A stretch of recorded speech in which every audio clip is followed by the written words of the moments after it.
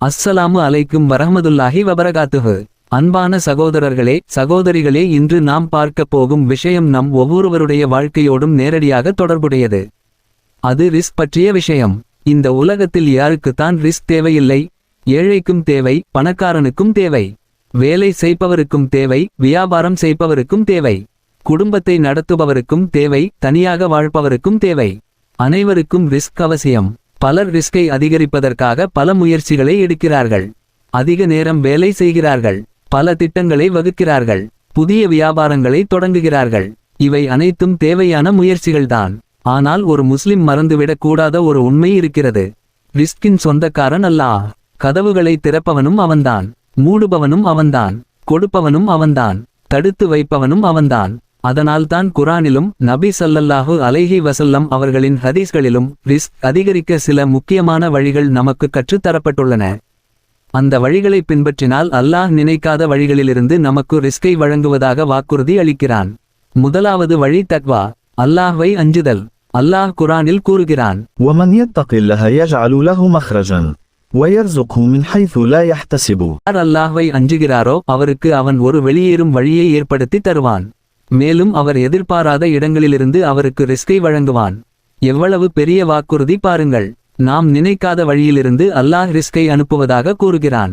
நாம் ஒரு கதவை மட்டுமே பார்க்கிறோம், ஆனால் அல்லாஹ்விடம் 1000 கதவுகள் இருக்கின்றன. நாம் ஒரு வழியை மட்டுமே அறிவோம், ஆனால் அல்லாஹ் எண்ணற்ற வழிகளை அறிவான். தக்வா என்றால் என்ன? அல்லாஹ் என்னை பார்த்து கொண்டிருக்கிறான் என்ற உணர்வோடு வாழ்வது. யாரும் பார்க்கவில்லை என்றாலும் அல்லாஹ் பார்க்கிறான் என்று நினைத்து பாவத்தை விட்டு விலகுவது. யாரும் பாராட்டவில்லை என்றாலும் அல்லாஹ்வுக்காக நன்மை செய்வது. இந்த உணர்வு உள்ளத்தில் வந்தால் வாழ்க்கையே மாறிவிடும். அன்பானவர்களே, ரிஸ்க் அதிகரிக்க வேண்டும் என்று நாம் உண்மையாக விரும்பினால் நம்முடைய தக்வாவை அதிகரிக்க முயற்சி செய்ய வேண்டும். ஏனெனில் இதை சொல்வது சாதாரண மனிதன் அல்ல, வானங்களும் பூமியும் சொந்தமான இறைவன். இரண்டாவது வழி நன்றியுணர்வு. அல்லாஹ் கூறுகிறான், وَإِذْ تَأَذَّنَ رَبُّكُمْ لَئِنْ شَكَرْتُمْ لَأَزِيدَنَّكُمْ. நீங்கள் நன்றி செலுத்தினால் நான் உங்களுக்கு மேலும் அதிகரித்து தருவேன். எவ்வளவு தெளிவான வாக்குறுதி!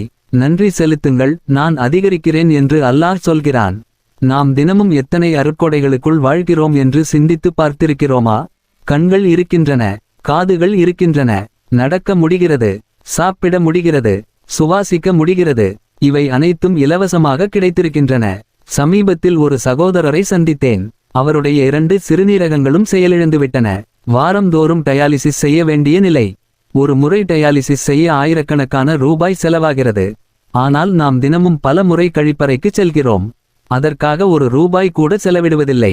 அந்த உடல் அமைப்பை இலவசமாக அல்லாஹ் நமக்கு தந்திருக்கிறான். இதற்காக ஒரு முறை அல்ஹம்துலில்லாஹ் சொல்லக்கூடாதா? நாம் சாப்பிடும் உணவை ஜீரணிக்க உடலுக்குள் எத்தனை அமைப்புகளை அல்லாஹ் உருவாக்கியிருக்கிறான். இதயத்தை இயக்குகிறான், நுரையீரலை இயக்குகிறான், இரத்தத்தை ஓட வைக்கிறான். இவை அனைத்தும் நாம் தூங்கும்போதும் நின்றுவிடுவதில்லை. அதனால்தான் ஒரு முஸ்லிமின் நாவில் எப்போதும் அல்ஹம்துலில்லாஹ் இருக்க வேண்டும். உள்ளத்திலும் நன்றியுணர்வு இருக்க வேண்டும், செயல்களிலும் நன்றியுணர்வு வெளிப்பட வேண்டும். அல்லாஹ் வாக்குறுதி அளித்திருக்கிறான், நீங்கள் நன்றி செலுத்தினால் நான் உங்களுக்கு அதிகரித்து தருவேன்.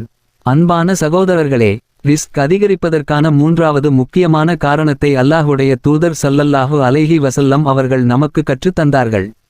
அது உறவுகளை பேணுவது. நபி ஸல்லல்லாஹு அவர்கள் அலைஹி வஸல்லம் அவர்கள் கூறினார்கள், யார் தன்னுடைய ஆயுள் விரிவடைய வேண்டும் என்றும் தன்னுடைய ரிஸ்க் அதிகரிக்க வேண்டும் என்றும் விரும்புகிறாரோ அவர் தனது இரத்த உறவுகளை பேணட்டும். இன்று பல குடும்பங்களில் பேசாத உறவுகள் இருக்கின்றன. சிறிய பிரச்சினைகள் காரணமாக பல ஆண்டுகளாக முகம் பார்க்காத சகோதரர்கள் இருக்கின்றனர். சொத்து பிரச்சினை, பணப்பிரச்சினை, குடும்பத் தகராறு போன்ற காரணங்களால் உறவுகள் துண்டிக்கப்பட்டுள்ளன. ஆனால் ஒரு முஸ்லிம் உறவுகளை வெட்டுவதற்காக உருவாக்கப்படவில்லை, இணைப்பதற்காக உருவாக்கப்பட்டவன். மற்றவர்கள் பேசாவிட்டாலும் நாம் பேச வேண்டும், மற்றவர்கள் வராவிட்டாலும் நாம் செல்ல வேண்டும், மற்றவர்கள் உதவாவிட்டாலும் நாம் உதவ வேண்டும். ஏனெனில் நமது நோக்கம் மனிதர்களின் பாராட்டு அல்ல, அல்லாவின் திருப்தி.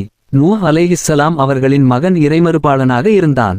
ஆனாலும் கடைசி நிமிடம் வரை ஒரு தந்தையாக அவனை அழைத்து கொண்டே இருந்தார். அந்த உறவின் மீதான அக்கறையை அவர் கைவிடவில்லை. எனவே நாமும் உறவுகளை பேண வேண்டும். நோய்வாய்ப்பட்டால் பார்க்க வேண்டும், கஷ்டப்பட்டால் உதவ வேண்டும்.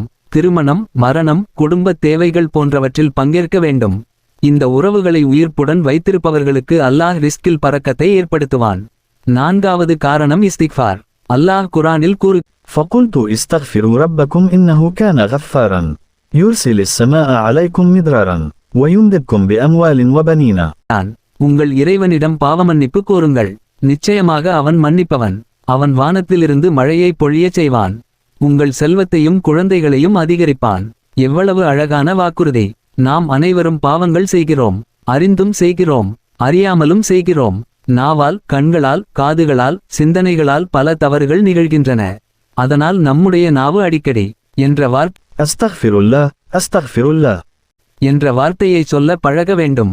காலை நேரத்தில், மாலை நேரத்தில், தொழுகைக்குப் பிறகு, வாகனத்தில் பயணிக்கும்போது, வேலை செய்யும்போது, எப்போது வாய்ப்பு கிடைத்தாலும் இஸ்திக்ஃபார் செய்ய வேண்டும். பல நேரங்களில் நாம் ரிஸ்க் குறைந்து விட்டது என்று நினைக்கிறோம். ஆனால் பிரச்சினை வருமானத்தில் இல்லாமல் பாவங்களில் இருக்கலாம். அதனால்தான் அல்லாஹ் முதலில் இஸ்திக்ஃபாரை கற்றுத் தருகிறான். அன்பானவர்களே, 5வது காரணம் சதகா. சிலர் நினைக்கிறார்கள் பணம் கொடுத்தால் பணம் குறைந்து விடும் என்று. ஆனால் இஸ்லாம் அதற்கு நேர்மாறாக கற்றுத் தருகிறது. அல்லாஹ் கூறுகிறான், அவனுடைய பாதையில் செலவழிப்பவர்களின் உதாரணம் ஒரு விதையை போன்றது. அது 7 கதிர்களை உண்டாக்குகிறது. ஒவ்வொரு கதிரிலும் 100 தானியங்கள் உள்ளன. ஒரு விதை 700ஆக மாறுகிறது. இதுதான் அல்லாவின் கணக்கு. நாம் கொடுக்கும்போது குறைகிறது என்று நினைக்கிறோம். ஆனால் அல்லாவின் பார்வையில் அது பெருகிக் கொண்டிருக்கிறது. ஒரு ஏழைக்கு உதவியிருக்கலாம், ஒரு அனாதைக்கு உணவு கொடுத்திருக்கலாம், ஒரு பள்ளிவாசலுக்கு உதவியிருக்கலாம், ஒரு மாணவனின் கல்விக்கு துணை நின்றிருக்கலாம். இவை அனைத்தும் அல்லாஹ்விடம் சேமித்து வைக்கப்படும் முதலீடுகள். நபி ஸல்லல்லாஹு அலைஹி வஸல்லம் அவர்கள் கூறினார்கள், நீங்கள் அளந்து கொடுத்தால் உங்களுக்கும் அளந்து கொடுக்கப்படும். அதனால் நமது கைகள் திறந்திருக்க வேண்டும். முடிந்த அளவு கொடுக்கும் பழக்கம் இருக்க வேண்டும். சதகா என்பது பணக்காரர்களுக்கான வழிபாடு மட்டும் அல்ல. சிறிய தொகை கூட அல்லாஹ்விடம் பெரியதாக மாறலாம். 6வது காரணம் பாவங்களை தவிர்ப்பது. நபி ஸல்லல்லாஹு அலைஹி வஸல்லம் அவர்கள் கூறினார்கள், ஒரு மனிதன் செய்கின்ற பாவம் அவனுடைய ரிஸ்கை தடுப்பதற்கு காரணமாகிறது. இந்த ஹதீஸ் நம்மை ஆழமாக சிந்திக்க வைக்கிறது. சில நேரங்களில் நாங்கள் அல்லாஹ்விடம் அதிகமாக கேட்கிறோம். ஆனால் நமது வாழ்க்கையில் சில கதவுகளை நாமே மூடி வைத்திருக்கிறோம். ஹராமான பார்வைகள், பொய்கள், அநியாயங்கள், வட்டி, மோசடிகள், பெற்றோருக்கு கீழ்ப்படியாமை, தொழுகையில் அலட்சியம் போன்றவை ரிஸ்கின் பறக்கத்தை அழிக்கக்கூடியவை. அதனால் ஒரு முஸ்லிம் பணத்தை மட்டும் பார்க்கக்கூடாது. பணம் எப்படி வருகிறது என்பதையும் பார்க்க வேண்டும். ஹலாலான சிறிய வருமானம் ஹராமான பெரிய வருமானத்தை விட சிறந்தது. ஏனெனில் பறக்கத்தை உருவாக்குவது பணத்தின் அளவு அல்ல, அல்லாவின் அருள். இறுதியாக, ரிஸ்க் அதிகரிப்பதற்கான மிகப்பெரிய ஆயுதம் துஆ. நபி ஸல்லல்லாஹு அலைஹி வஸல்லம் அவர்கள் கூறினார்கள், துஆவை தவிர வேறு எதுவும் கதரை மாற்றாது. ஒரு அடியான் தனது 2 கைகளையும் உயர்த்தி அல்லாஹ்விடம் கேட்கும்போது அது அல்லாஹ்வுக்கு மிகவும் விருப்பமான ஒரு செயல். அல்லாஹ் கூறுகிறான், என்னிடம் கேளுங்கள், நான் உங்களுக்கு வழங்குகிறேன். எனவே நாம் அல்லாஹ்விடம் அதிகமாக கேட்க வேண்டும். நல்ல ரிஸ்கை கேட்க வேண்டும், ஹலாலான ரிஸ்கை கேட்க வேண்டும், பரக்கத்துள்ள ரிஸ்கை கேட்க வேண்டும், குடும்பத்திற்கு நன்மை தரக்கூடிய ரிஸ்கை கேட்க வேண்டும், உலகத்திலும் மறுமையிலும் நன்மை தரக்கூடிய ரிஸ்கை கேட்க வேண்டும். அன்பான சகோதரர்களே, இன்று நாம் பார்த்த இந்த வழிகள் அனைத்தும் குரானும் சுன்னாவும் கற்றுத்தந்த வழிகள். தக்வா, நன்றியுணர்வு, உறவுகளை பேணுதல், இஸ்திக்ஃபார், சதகா, பாவங்களை தவிர்த்தல், துஆ. இந்த வழிகளை நமது வாழ்க்கையில் நடைமுறைப்படுத்தினால் அல்லாஹ் நமக்கு தெரியாத கதவுகளை திறந்து வைப்பான். நாம் நினைக்காத வழிகளில் ரிஸ்கை வழங்குவான். நமது வாழ்க்கையில் பரக்கத்தை ஏற்படுத்துவான். அல்லாஹ் நமது வாழ்க்கையில் ஹலாலான, பரக்கத்துள்ள, நன்மை தரக்கூடிய ரிஸ்கை அதிகப்படுத்தி அருள்வானாக. இந்த வீடியோ உங்களுக்கு பயனுள்ளதாக இருந்தால் தயவுசெய்து லைக் பண்ணுங்கள், ஷேர் பண்ணுங்கள். மேலும் இப்படி பயனுள்ள இஸ்லாமிய உள்ளடக்கங்களுக்கு சப்ஸ்கிரைப் செய்ய மறக்காதீர்கள்.